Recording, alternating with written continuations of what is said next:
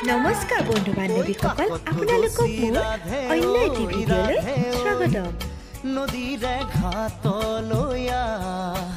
মোৰে নুগুটিয়া নাৱত লাজ লৈয়ে ব কেঁচা মৰমে মাৰে ঐ তোৰে মন পাবৰে মন বুকু পৰি আছে নেহত তোৰেহে নাম কাষত কলচি ৰাধে ঐ নদীৰে ঘাটলৈয়া